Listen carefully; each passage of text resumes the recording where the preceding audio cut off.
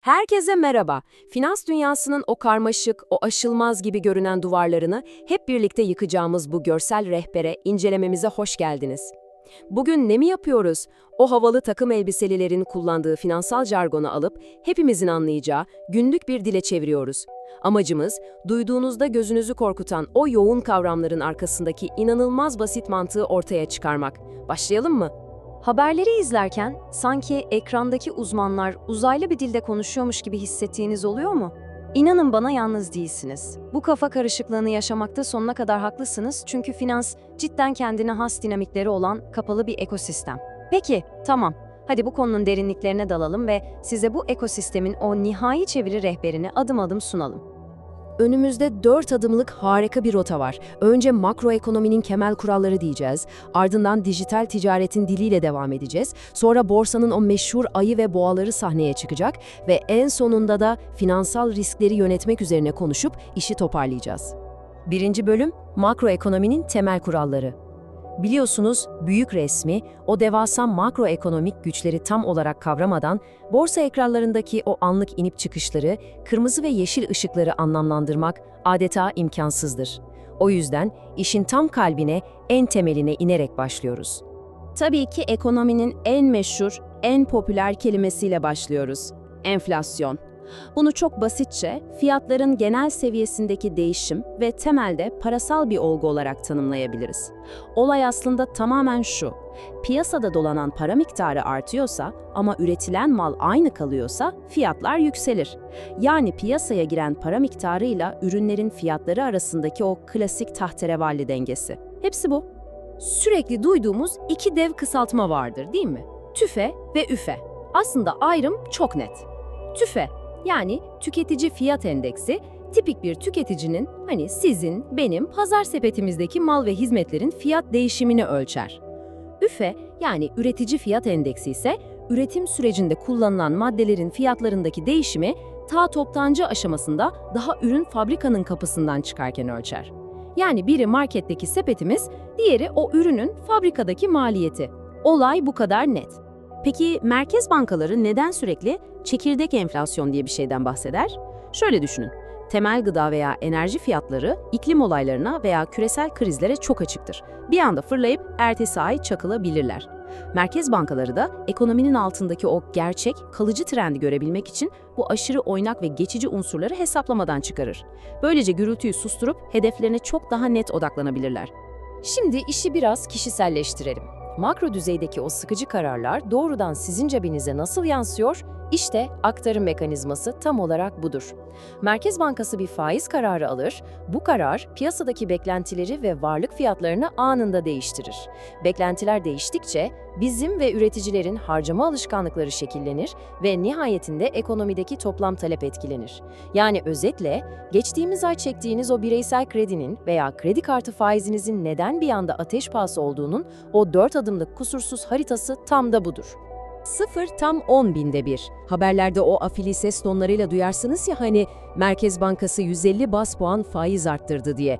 İşte bu bas puan faiz oranlarındaki değişimi ifade eden bir ölçüm birimidir ve virgülden sonraki o küçücük 4. haneye denk gelir. Yani 150 bas puanlık bir artış kulağa devasa bir deprem gibi gelse de gerçekte sadece %1,5'luk bir değişimi ifade eder.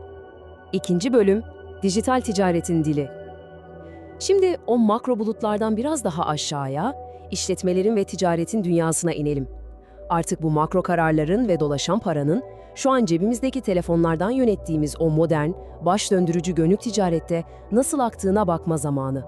Modern ticaretin can damarı olan iki dev kanalımız var, B2B ve B2C. B2B, yani kurumlar arası ticaret, o devasa tedarik zincirlerinin, şirketlerin kendi aralarında elektronik ortamda yaptığı milyarlarca dolarlık alım satımları kapsar. B2C ise çok daha tanıdık. Bizim her gün telefonumuzdan bir tişört, bir kahve ya da yemek sipariş ederken yarattığımız son kullanıcı pazarını ifade eder. Biri dev yük gemileriyle yapılan toptan bir ticaret, diğeri ise doğrudan kapımızı çalan o kuryedir. Tabii internetteki bu devasa alışveriş dünyasının da kendi içinde çok net bir hiyerarşisi var.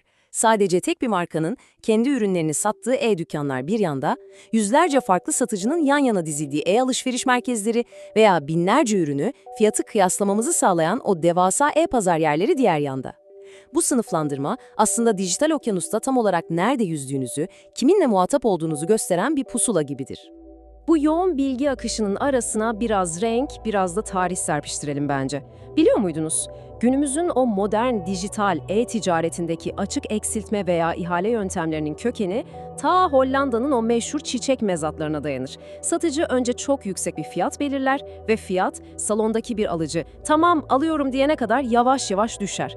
Düşünsenize, bugün dev kurumların yaptığı milyar dolarlık ihaleler geçmişte lalelerin satıldığı o zekice yöntemle yapılıyor. Gerçekten inanılmaz. 3. bölüm, borsanın ayı ve boğaları. Rotamızı o büyük kurumsal yapılardan, doğrudan sizin ve benim gibi bireysel yatırımcıların sahada olduğu yere, o heyecanlı borsa arenasına çeviriyoruz. Karşınızda ilk kahramanımız boğa. Boğa piyasası adından da anlaşılacağı gibi yatırımcıların iyimserlikle dolup taştığı, fiyatların sürekli yükseliş trendinde olduğu bir dönemdir.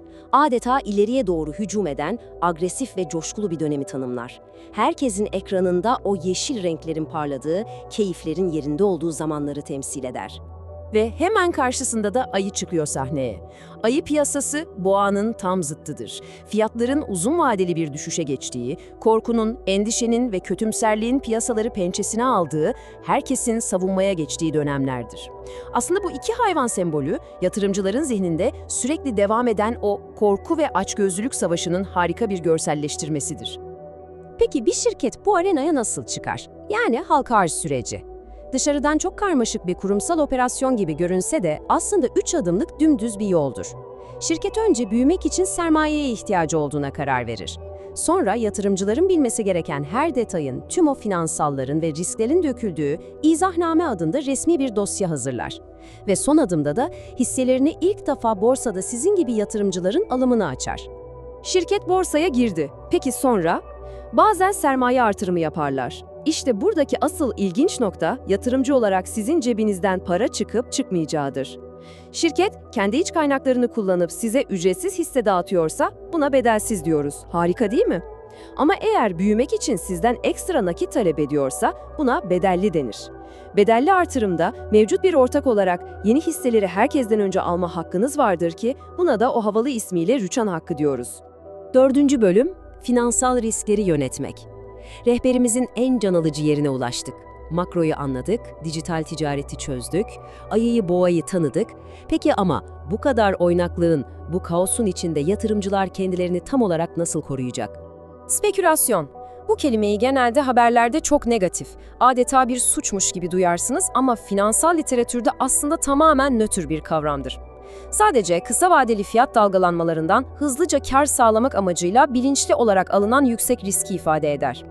Yani şirketin büyüme potansiyeline odaklanan uzun vadeli yatırımcılıktan farklı olarak tamamen anlık fiyat tahminlerine dayanan aktif bir stratejidir. Diyelim ki piyasada büyük bir panik çıktı. Herkes aynı anda satmaya başladı veya çılgınca bir alış dalgası geldi. Sistem çökmez mi? İşte burada devre kesici devreye girer. Bir hissede anlık %5 veya %10 gibi çok sert, mantıksız bir hareket olduğunda borsa adeta elektrik şalterini indirir. İşlemler geçici bir süreliğine durdurulur. Tek bir amacı vardır. Herkese bir dur, derin bir nefes al, panik yapma ve mantıklı düşünme fırsatı vermektir. Bakın, işin kritik noktası tam olarak şu. Piyasanın hem sizi hem de kendi bütünlüğünü korumak için çok ciddi kuralları, bariyerleri vardır.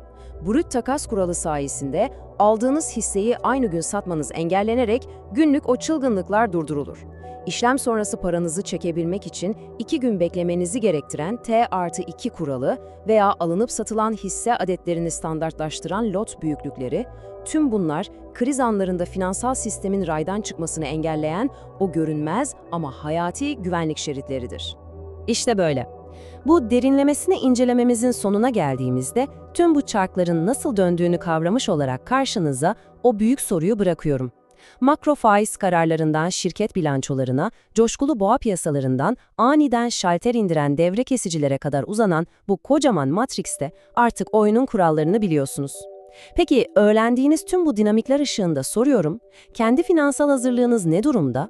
Portföyünüz ufukta görünen o bir sonraki büyük değişime, yeni bir dalgaya gerçekten hazır mı? Vakit ayırdığınız ve bana eşlik ettiğiniz için çok teşekkür ederim. Bir sonraki incelememizde görüşmek üzere, hoşça kalın.